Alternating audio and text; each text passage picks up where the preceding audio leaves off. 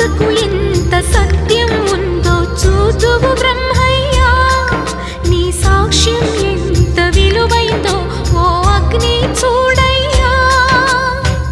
నువ్వు రామా అరుంధతి, ఇదే నీ దర్శన ఫలమైతే ఎటైనా దాగిపోవమ్మా.